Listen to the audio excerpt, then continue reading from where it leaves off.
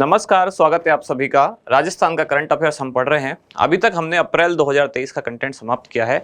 आज की क्लास से हम शुरू करने वाले हैं मई 2023, यानी जनवरी, फरवरी, मार्च, अप्रैल, अभी तक 4 महीने का जो करंट अफेयर्स है, राजस्थान का करंट अफेयर्स खास तौर से, वो हमारा समाप्त हो चुका है। और मई में भी शुरुआत हम कहाँ से करेंगे? सबसे पहले हमारा चैप्टर होता है योजनाएं, कार्यक्रम, नीतियां एवं अभियान। शुरुआत करते हैं आज की क्लास का।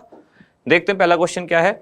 वरिष्ठ नागरिक तीर्थ यात्रा योजना के संबंध में कौन सा कथन सही नहीं है? बहुत ज़्यादा चर्चा में है योजना, तो इसके जो डिटेल में पैरामीटर हैं वो भी आपको याद में रखने चाहिए, यानी कि इसके क्या क्या प्रोविजंस हैं सारे आपको याद रखने हैं। योजना का संचालन देवस्थान विभाग द्वारा किया जा रहा है, ऑप्शन ए। ऑप्शन बी, सहायक को साथ ले जाने के लिए आवेदक की न्यूनतम आयु 65 वर्ष होनी चाहिए। ऑप्शन सी, आवेदक के जीवन साथी की आयु 60 वर्ष से कम होने पर आवेदक के साथ यात्रा कर सकेगा या कर सकेगी। और वर्ष 2023-24 में इस योजना के तहत 40,000 नागरिकों को यात्रा कराई जाएगी। वरिष्ठ नागरिक तीर्थ यात्रा योजना क्या देवस्थान विभाग द्वारा संचालित है? तो बिल्कुल सही बात है, देवस्थान विभाग द्वारा एक ये योजना संचालित है, वरिष्ठ नागरिक तीर्थ यात्रा योजना। साथ के साथ इस विभाग द्वारा एक और योजना संचालित है, कुछ दिन पहले हमने पढ़ा था, वो थी नंदन कानन योजना, जो कि मंदिर की चारदीवारी से संबंधित है, मंदिरों के संरक्षण से संबंधित है। इसमें पेड़ भी लगाए जाते हैं, पीपल, आंवला, कल्पवृक्ष के। दोनों ही योजनाएं देवस्थान विभाग द्वारा संचालित हैं। सहायक को साथ ले जाने के लिए आवेदक की न्यूनतम आयु 65 वर्ष होनी चाहिए। यही वाला कथन जो है ये इसका उत्तर है, यानी कि सहायक ले जाने के लिए न्यूनतम आयु 65 नहीं, अब इसको बढ़ाकर कर दिया गया है 70 वर्ष। पहले ये 65 थी, इसमें परिवर्तन किया गया है कि सहायक को, अगर वरिष्ठ नागरिक कोई ऐसा है जिसके साथ उनका जीवन साथी भी नहीं जा रहा है और उनको सहायता के लिए एक सहायक की जरूरत है, तब आवेदक की न्यूनतम आयु 70 वर्ष होनी चाहिए। ये पहले 65 वर्ष थी, इसको बढ़ाकर अब 70 कर दिया गया है। आवेदक के जीवन साथी की आयु 60 वर्ष से कम होने पर भी आवेदक के साथ यात्रा कर सकता है, तो ये एकदम सही बात है। और 2023-24 में इस योजना के तहत 40,000 नागरिकों को यात्रा कराई जाएगी, ये बात भी सही है। पहले ये था 20,000, अब नए बजट में इसको 40 कर दिया गया है। इस 40 को भी कैसे डिवाइड किया जाएगा? इसमें से 36,000 होंगे रेल मार्ग द्वारा और 4,000 होंगे हवाई जहाज द्वारा, यानी वायुयान मार्ग द्वारा। पहले ये संख्या थी 20,000, यानी कि 18,000 रेल मार्ग द्वारा और 2,000 वायुयान मार्ग द्वारा। अब ये कर दिया है 36 और 4,000 हवाई जहाज के द्वारा, यानी वायुयान मार्ग द्वारा। केवल एक ही स्थान है जिसकी यात्रा कराई जा रही है और एकमात्र स्थान है इस योजना के तहत जो भारत से बाहर है। कौन सा है वो है पशुपतिनाथ मंदिर। कहाँ है ये? काठमांडू। और काठमांडू कहाँ है? नेपाल। एकमात्र स्थान इस योजना में जो भारत के बाहर है, विदेश में है, और एकमात्र स्थान जिसके लिए हवाई जहाज से यात्रा कराई जा रही है। योजना 2013 में शुरू हुई थी, फिर 16 में इसमें हवाई जहाज को भी जोड़ दिया गया है और अब इसकी संख्या बढ़ाकर 20 से कितनी कर दी गई है? 40,000 वरिष्ठ नागरिक। अगला क्वेश्चन है, मुख्यमंत्री बाल गोपाल योजना के संबंध में कौन सा कथन सही नहीं है? यहां भी ये पूछा है, सही नहीं है। यह राज्य सरकार की फ्लैगशिप योजना है, पहली बात। तो क्या फ्लैगशिप योजना में शामिल है? कुल कितनी फ्लैगशिप योजनाएं सरकार द्वारा संचालित? 33 फ्लैगशिप योजनाएं हैं, तो उनमें बाल गोपाल योजना शामिल है, ये बात सही है। योजना के तहत विद्यार्थी को सप्ताह में 6 दिन दूध उपलब्ध कराया जाता है। अगर ऐसे लिखा है सेंटेंस या फिर ये लिखा है सप्ताह में पूरे या पूरे सप्ताह दूध उपलब्ध कराया जाता है, तो भी दोनों बात सही है, क्योंकि इसमें रविवार जो है उसका अपने आप ही अवकाश माना जाता है, तो सप्ताह में 6 दिन दूध उपलब्ध कराया जाता है। पहले ये 2 दिन था। 2 दिन कौन कौन से थे? जब योजना शुरू की गई थी तो 2 दिन थे, मंगलवार और शुक्रवार। बाद में मंगलवार को चेंज करके कर दिया गया बुधवार और शुक्रवार। अब इसको पूरे सप्ताह कर दिया गया है। योजना का संचालन सामाजिक न्याय एवं अधिकारिता विभाग द्वारा किया जाएगा, तो यही कथन सही नहीं है, यानी कि सामाजिक न्याय एवं अधिकारिता विभाग नहीं, बल्कि इसका संचालन कौन करेगा? राजस्थान सरकार का स्कूल शिक्षा विभाग।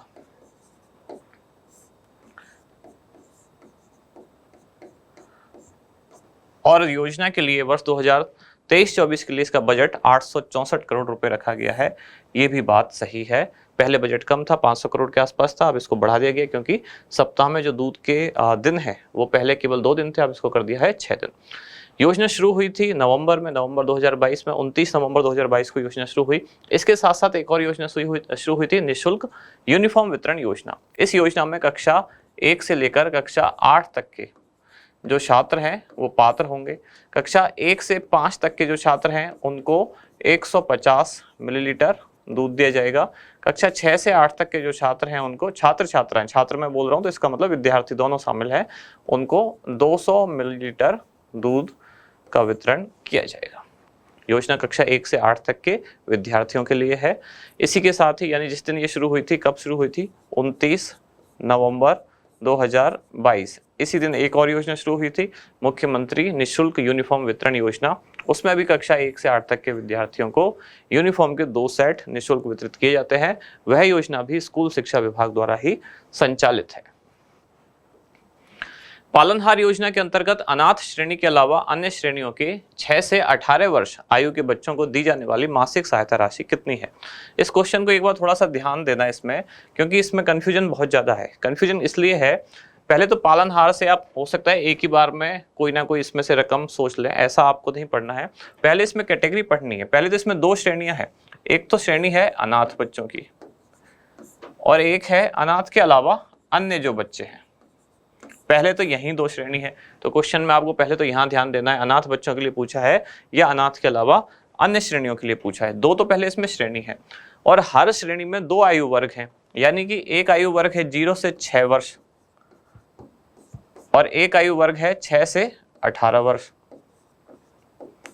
तो अगर आपसे कोई सीधा सीधा पूछे कि पालनहार योजना में सहायता राशि कितनी दी जाती है, तो इसका कोई आंसर नहीं है। पहले आपको कैटेगरी पूछना पड़ेगा कि कौन सी कैटेगरी में और किस आयु वर्ग के बच्चों में कितनी सहायता राशि आप पूछ रहे हैं, उस हिसाब से आपको उत्तर देना है। अब क्वेश्चन में क्या पूछा है, अनाथ श्रेणी के अलावा अन्य श्रेणी यानी ये वाली श्रेणी पूछा है, और उसमें भी 6 से 18 वर्ष यानी इसमें और ये वाली चीज हमसे पूछी गई है। तो हम ये दोनों देख लेते हैं क्या है। अनाथ श्रेणी के बच्चों में 0 से अगर 6 आयु वर्ग के हैं तो उनको दिए जाते हैं 1500 रुपये, यानी कि 1500 रुपये। 6 से 18 वर्ष आयु वर्ग के बच्चे हैं तो उनको दिए जाते हैं 2500 रुपये। ये घोषणा पुराने बजट यानी कि बजट 2022-23 में ही कर दी गई थी अनाथ श्रेणी के बच्चों के लिए। अब इसके अलावा जो अन्य श्रेणी के बच्चे हैं उनमें 0 से 6 आयु वर्ग के लिए दिए जाते हैं 750 रुपये और 6 से 18 आयु वर्ग के लिए दिए जाते हैं 1500 रुपये। ये घोषणा अब की गई है नए बजट में, यानी कि 2023-24 में। उसके बाद ये पहले से है। वर्तमान में इतने दिए जा रहे हैं, कितने, अनाथ श्रेणी में 0 से 6 1500, अनाथ श्रेणी में 6 से 18 2500, अन्य श्रेणियों में 0 से 6 750 और 6 से 18 1500। ये वर्तमान है। पहले की बात करें अगर, वैसे तो अब उसका कोई मतलब है नहीं। पहले इन सभी को यानी कि अनाथ हो या अन्य श्रेणी हो सभी को बराबर थे, और कितने थे, 0 से 6 के लिए 500 थे और 6 से 18 के लिए 1000 थे। तो पहले 500 और 1000 थे, तो पहले ये थी रकम, फिर इनका बढ़ा दिया गया, यानी कि अनाथ श्रेणी के बच्चों को बढ़ा के कर दिया गया 1500 और 2500, और फिर अन्य श्रेणियों का कर दिया गया 750 और 1500। अब आपसे क्या पूछा गया है क्वेश्चन में, अनाथ के अलावा अन्य श्रेणी, यानी ये अन्य श्रेणी, और 6 से 18 वर्ष यानी ये 6 से 18 वर्ष। तो यहाँ इस टेबल में अगर आप देखेंगे तो आपसे ये पूछा गया है, यानी कि उत्तर क्या होगा इसका, 1500, यानी कि बी। बढ़े आगे अगले क्वेश्चन की तरफ। इसमें से कुछ भी पूछा जा सकता है, चारों आपको याद रखनी है। अनाथ है या अन्य बच्चों की श्रेणी है और आयु वर्ग कितना है, उस हिसाब से उत्तर। और ये योजना भी कौन से विभाग द्वारा संचालित है, तो ये योजना का संचालन, इस योजना का संचालन भी सामाजिक न्याय एवं अधिकारिता विभाग।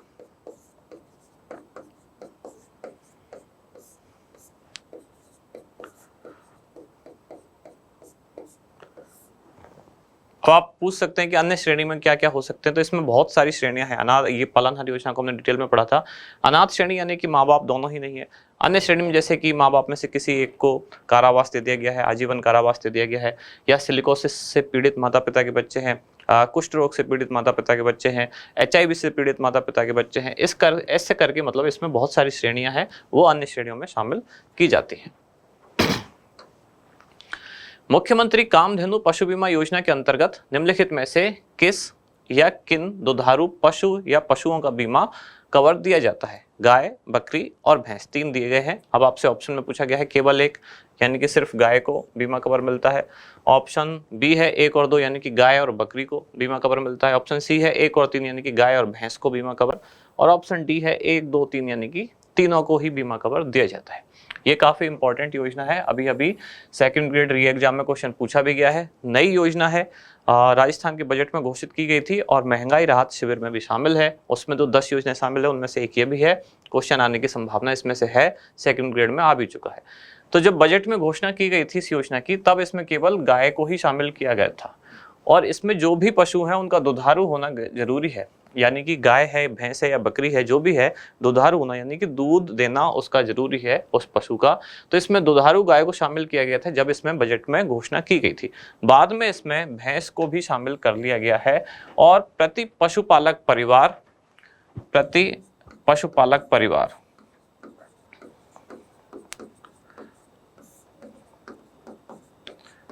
अधिकतम कितने, तो 2 दुधारू पशुओं का बीमा इसमें किया जा सकता है। अब वो दुधारू पशु 2 कौन कौन से हो सकते हैं, या तो 2 गाय हो सकती हैं या 2 भैंस हो सकती हैं, या 1 गाय और 1 भैंस हो सकती है।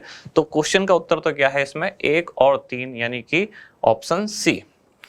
अधिकतम जो बीमा है राशि कितने तक है, तो 40,000 रुपए प्रति पशु, 40,000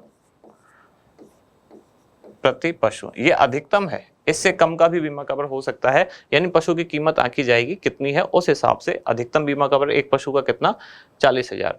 अब इसमें एक और बात है खास कि अगर किसान या पशुपालक की आय 8 लाख रुपए तक है, तब तो उसको इस बीमा कवर के लिए कोई भी प्रीमियम राशि का भुगतान नहीं करना है। यहां मैं लिख देता हूं, अगर किसान की आयु 8 लाख तक, आय 8 लाख रुपए तक किसान की आय है वार्षिक, तब तो उसको बीमा प्रीमियम का कुछ भी भुगतान नहीं करना है। लेकिन अगर वार्षिक आय 8 लाख से अधिक है तो क्या होगा, तब इस पशुपालक को प्रति पशु 200 रुपए वार्षिक, ये क्या है, ये बीमा की प्रीमियम किस्त है जो उसको भरनी होगी। तो योजना क्या सभी के लिए निशुल्क है, तो ऐसा नहीं है, सभी पशुपालकों के लिए निशुल्क नहीं है। 8 लाख रुपए तक जिनकी वार्षिक आय है उनके लिए योजना निशुल्क है। 8 लाख से अधिक अगर वार्षिक आय है तब प्रति पशु अधिकतम 200 रुपए वार्षिक प्रीमियम राशि भरनी होगी पशुपालक को, और एक पशु की अधिकतम 40,000 रुपए तक का बीमा कवर उनको प्राप्त हो सकता है। एक पशुपालक परिवार में अधिकतम 2 पशुओं का बीमा किया जा सकता है और वो 2 पशु गाय या भैंस या दोनों गाय हो सकती है। योजना की शुरुआत में केवल गाय ही शामिल थी और इस योजना से लगभग 20 लाख पशुपालक या किसान कह सकते हो आप, वैसे तो पशुपालक कहना ज्यादा सही है, ये इससे लाभान्वित होने की संभावना है। इतना लक्ष्य सरकार द्वारा रखा गया है। अच्छा, और योजना का बजट, एक चीज और रह गई, वार्षिक बजट कितना है, योजना पर कितने खर्च होंगे, ये है 750 करोड़ रुपए। ये वित्तीय वर्ष 2023-24 के लिए है, हो सकता है अगले वर्ष इसमें कुछ और बढ़ोतरी या कमी की जा सके। अभी वार्षिक बजट कितना है, 750 करोड़ रुपए।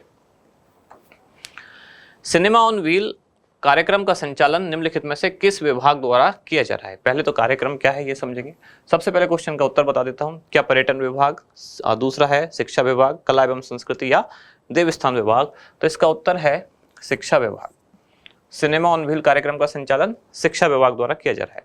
अब कार्यक्रम क्या है ये, जैसे आपको नाम से पता चल रहा है, सिनेमा ऑन व्हील्स, व्हील यानी पहिए, पहियों पर सिनेमा, इसका मतलब क्या हुआ, कोई ऐसी एक गाड़ी होगी, ऐसा एक व्हीकल होगा जिस पर कोई बड़ी एलईडी स्क्रीन वगैरह लगा रखी होगी, जहां कुछ ना कुछ उस पर कोई मूवी, कोई डॉक्यूमेंट्री या कुछ ऐसी छोटी मोटी कोई फिल्में, ऐसे सब उस पर दिखाए जाएंगे, जिसका उद्देश्य क्या है कि बच्चों में जागृति या उनकी ज्ञान, विज्ञान, इन सारी क्षमताओं को बढ़ाना। यानी कि कुछ ऐसे व्हीकल हैं जिन पर बड़ी स्क्रीन लगी हुई है, एलईडी स्क्रीन लगी हुई है, और उन पर इससे रिलेटेड कुछ ना कुछ फिल्म, कुछ डॉक्यूमेंट्री, कोई मूवी ये चलाई जाती है। अलग अलग जो दूर दराज के इलाके हैं वहाँ इसका संचालन किया जाता है ताकि बच्चों में ज्ञान विज्ञान की प्रति रुचि बढ़ सके, सरकार की जो योजना है उनके बारे में जानकारी मिल सके। स्कूल शिक्षा विभाग द्वारा एक कार्यक्रम संचालित है।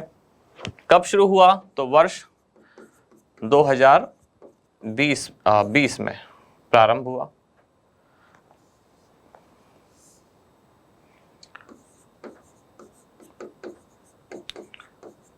ये कार्यक्रम शुरू किया गया था।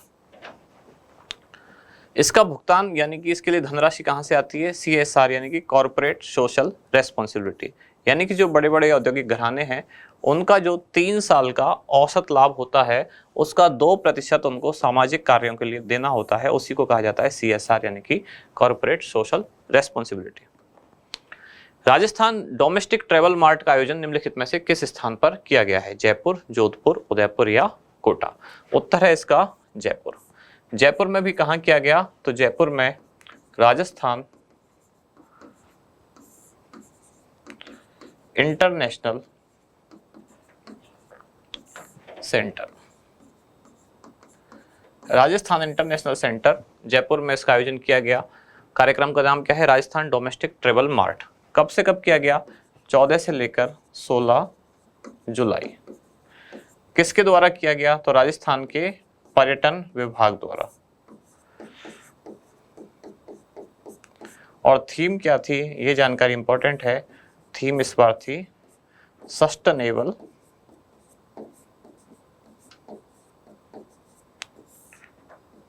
टूरिज्म, सस्टेनेबल टूरिज्म, ये इसकी थीम थी। बढ़े आगे। राष्ट्रीय सहकार मसाला मेला 2023 निम्नलिखित में से किस स्थान पर आयोजित किया गया? तो सहकार मसाला मेला आयोजित किया गया था जयपुर, और जयपुर के जवाहर कला केंद्र यानी शॉर्ट में JKK, जवाहर कला केंद्र में इसका आयोजन किया गया।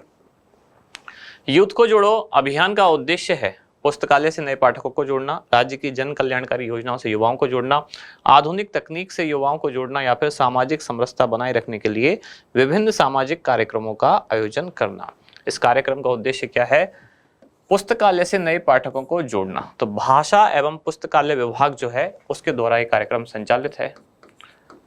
भाषा एवं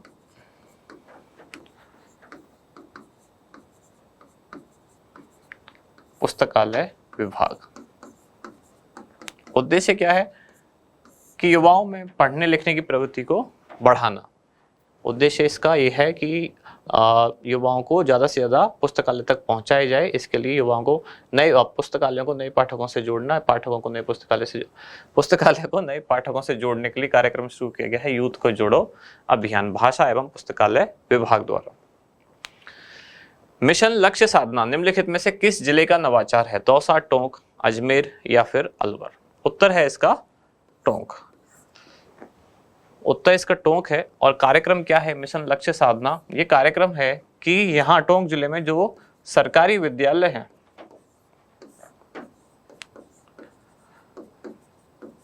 इनके बच्चों को, सरकारी विद्यालयों के बच्चों को IIT और नीट इनकी तैयारी कराना, इनके लिए उनको प्रिपेयर करना।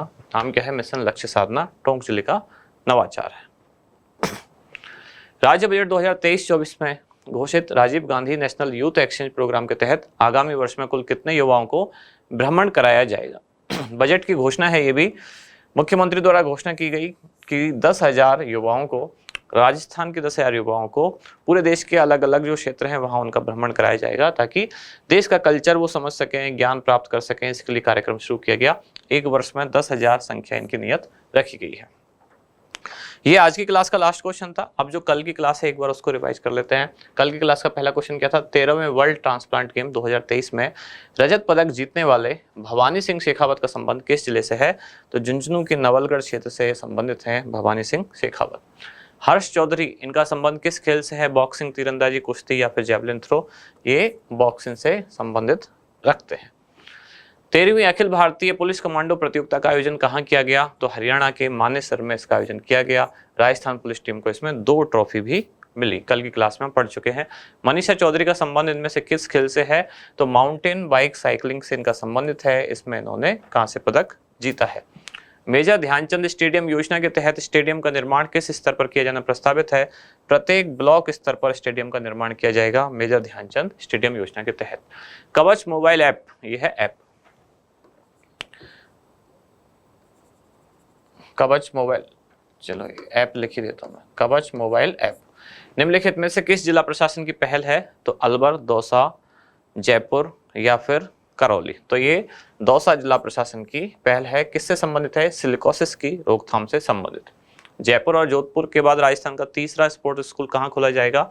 ये उदयपुर में खोला जाएगा। इसके लिए 50 करोड़ रुपए का बजट भी नियत किया गया है। भारत सरकार के सामाजिक न्याय एवं अधिकारिता विभाग ने नशा मुक्ति हेतु किस संस्थान के साथ एमओयू हस्ताक्षरित किया है? यह है ब्रह्म कुमारी संस्थान। निम्नलिखित में से किसे राष्ट्रीय स्तर का बेस्ट एंटरप्रेन्योर अवार्ड प्रदान किया गया? यह है राजीव कश्यप, जो कि खनन व्यवसायी है। और अंतरराष्ट्रीय घुड़सवार संघ द्वारा जारी वर्ल्ड रैंकिंग में एशिया की नंबर 1 घुड़सवार बनने वाली दिव्यकीर्ति सिंह का संबंध किस जिले से है? तो इनका संबंध है जयपुर से। अब एक और बात, कल की क्लास में जैसे आज हमने एक लास्ट में क्लास रिवाइज की है, ऐसी कल की क्लास में जो उससे पुरानी क्लास रिवाइज की थी, यानी कि क्लास नंबर 23, उसमें एक क्वेश्चन था जिसका उत्तर था मूलचंद लोढ़ा, यानी कि जो जागरण सेवा मंच संस्थान है किसके द्वारा संचालित है। उसमें 4 जो ऑप्शन थे, राजस्थान के 4 व्यक्तियों को जो पद्मश्री अवार्ड मिले, चारों का नाम था। लास्ट में मूलचंद लोढ़ा था, तो मैंने कल गलती से ऐसा बोल दिया है कि जैसे ऑप्शन ए बी सी जो ऊपर थे, यानी कि जिसमें हुसैन बंधु दोनों और एक लक्ष्मण सिंह, और मैंने डी ऐसे बोल दिया था कल कि ऊपर वाले तीनों जयपुर से हैं और डी यानी कि मूलचंद लोढ़ा उदयपुर से हैं। वो गलती से मैंने उदयपुर बोल दिया है। वो डी यानी कि मूलचंद लोढ़ा का संबंध कहाँ है? डूंगरपुर से। उससे पहले वाली क्लास में हमने इसको सही पढ़ा है, डूंगरपुर ही पढ़ा है, डूंगरपुर ही लिखा है, यानी कि 23 नंबर क्लास जब हमने पढ़ी थी तब डूंगरपुर ही पढ़ा है, डूंगरपुर ही लिखा है, आदिवासी क्षेत्र से वो संबंधित है। लेकिन कल रिवीजन के टाइम बाय मिस्टेक मुझसे डूंगरपुर की बजाय उदयपुर बोलने में आ गया, तो वो उदयपुर नहीं डूंगरपुर ही है। आप में से किसी ने कमेंट में ये बात बोली थी, तो एक बार मैं सभी के लिए थोड़ा सा क्लियर कर देता हूँ कि मूलचंद लोढ़ा का संबंध डूंगरपुर से। तो यहाँ समाप्त होती है आज की क्लास। अब मिलते हैं कल अगली क्लास में। धन्यवाद।